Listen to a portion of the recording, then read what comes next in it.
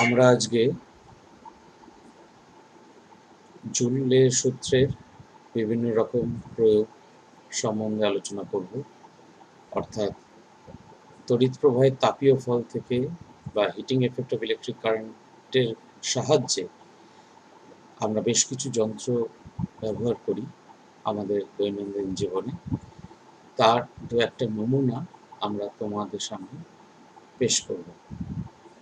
তোমরা এই যন্ত্রগুলো সবাই প্রায় কম বেশি দেখেছ।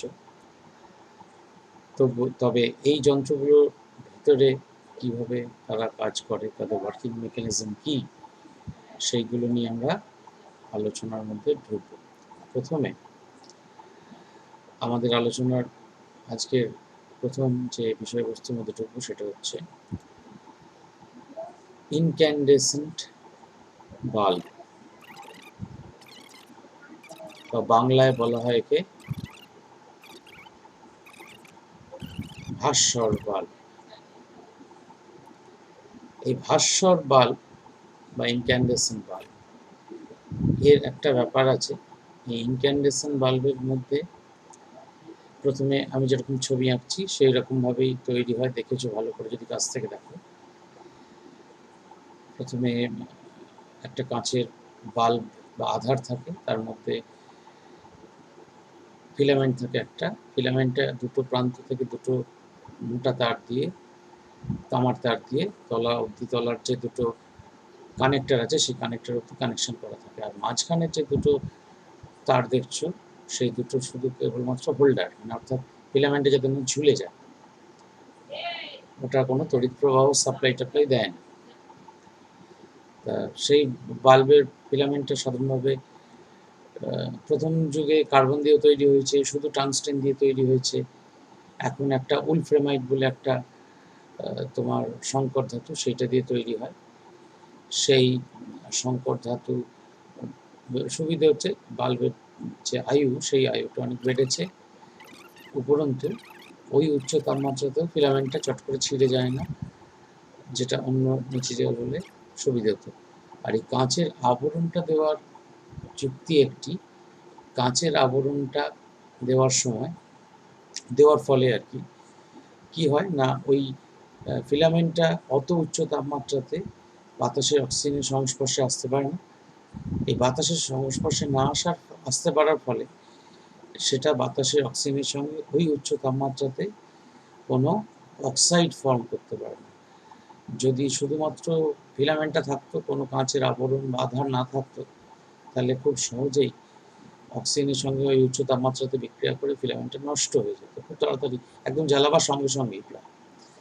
কিন্তু বাস্তবে কাঁচের আধারটা দেওয়ার ফলে এই আধারটা প্রথমে বায়ুশূন্য করা হতো প্রথম যুগে যখন বাল্ব তৈরি হতো, কিন্তু বায়ুশূন্য করলে ওই উচ্চ তাপমাত্রা ফিলামেন্টটা বাষ্পীভূত হয়ে যেত, এবং যখন সুইচ অফ করা হতো, বাল্বটা ঠান্ডা হতো, তখন আবার ওই কাঁচের গায়ে ওই বাল্ব, ওই ফিলামেন্টের যে পদার্থ দিয়ে তৈরি, তার ওই বাষ্পটি আবার ঠান্ডা হয়ে একটা ডিপোজিশন তৈরি করতো, একটা আস্তরণ তৈরি করতো। ফলে বাল্বের যে বলতে পারো বাল্বের যে উজ্জ্বলতাটা সেটা কমে যেত।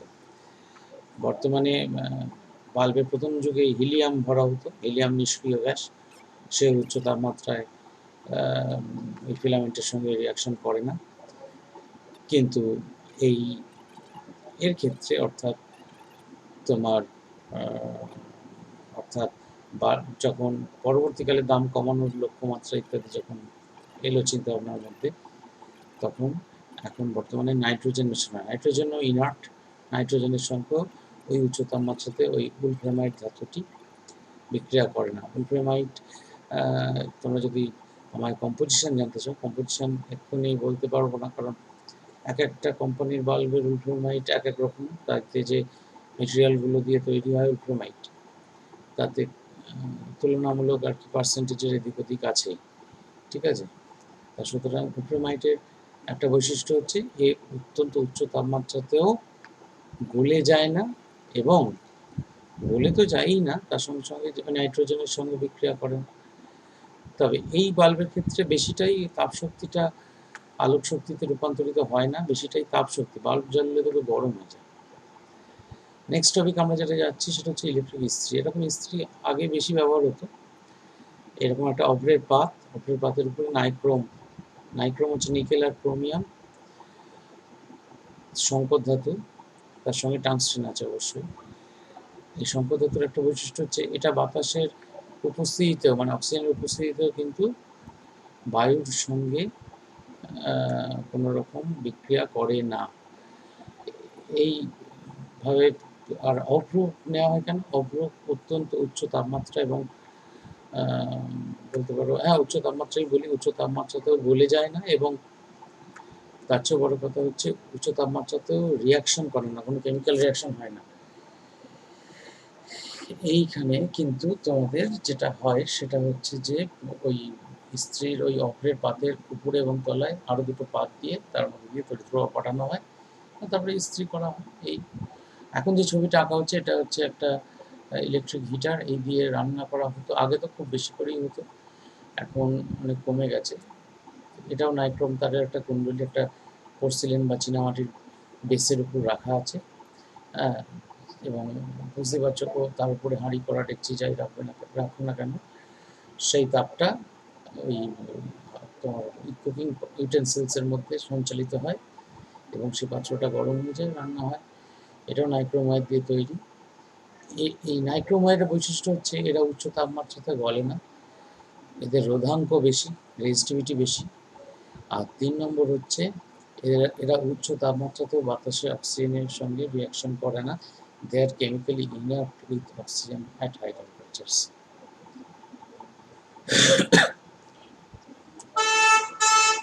তো ব্যাপার হচ্ছে যে এই যন্ত্রগুলো এখন অনেক ব্যবহার কমে গেছে, কারণ হিটার কয়েলের ক্ষেত্রে বুঝতেই পারছো যে আমরা যেমন উপরে পাত্র, এখানে তো মূলত বিকিরণ পদ্ধতিতে তাপ যায়, উপরে পাত্র রাখলে যেমন তাপ শক্তি যাচ্ছে, তলায় মানে পোর্সিলেনের অংশটা যে তাপ শক্তিটা নষ্ট হয় সেই তাপ শক্তিটাকে আমরা কাজে লাগাতে পারি না, কারণ বিকিরণ পদ্ধতির সমস্ত দিকে তাপ মানে সঞ্চালিত করে। নেক্সট আমরা যে বিষয়টিতে আসছি সেটা হচ্ছে ফ্যান রেগুলেটরের ক্ষেত্রে আমরা পুরনো ফ্যান রেগুলেটরের ক্ষেত্রে আসছি।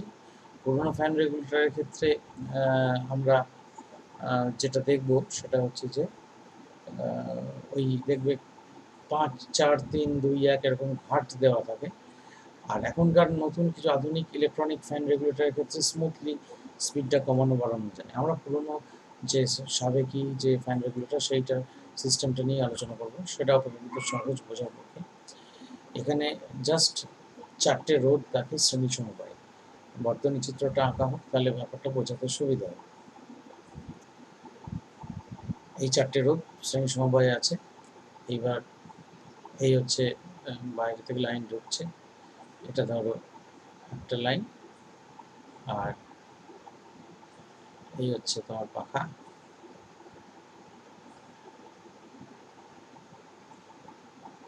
আর মাঝখানে একটা ফ্লোটার আছে, মাঝখানে ফ্লোটারটা ওইটা হচ্ছে সুইচ। ফ্লোটারটা যেখানে ঠাকাবো, ধরো 3-এ ঠাকানো হয়েছে, তাহলে দেখো এবার ওই এল মনে হচ্ছে লাইভ লাইন থেকে তড়িৎ প্রবাহ আসছে, এসে সুইচ অন করা হলো। এখান দিয়ে যাবার রাস্তা একের দিকেও যেতে পারে, ফ্লোটার দিয়েও যেতে পারে, কিন্তু একের দিকে যাবে না কারণ আর যাবার রাস্তা নেই।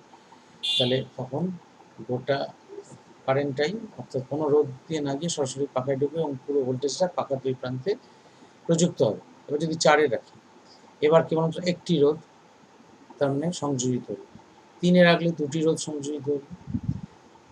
এইভাবে তার মানে অর্থাৎ আমি যত স্পিড কমাতে চাইছি তত দেখো একটা করে অতিরিক্ত রোধ সংযোজিত করছি, ফলে কি হচ্ছে এইখানে খানিক ভোল্টেজ ড্রপ হয়ে যাচ্ছে এই রোধগুলোতে, ফলে 220 ভোল্ট গোটা ভোল্টেজটা পাখার 2 প্রান্তে পড়ছে না। ন্যাচারালি পাখার হয়তো 2 প্রান্তে 200 ভোল্ট হয়তো পড়লো, 1 নম্বর পজিশনে রাখলে 200 ভোল্ট পড়লো, তাহলে পাখা ন্যাচারালি আস্তে ঘুরবে। আর 0-তে রাখলে নো কানেকশন, অর্থাৎ বর্তনী বিচ্ছিন্ন, এখন পাখা ঘুরবে না। এই হচ্ছে আমাদের মোটামুটি ফ্যান রেগুলেটরের ব্যবস্থা।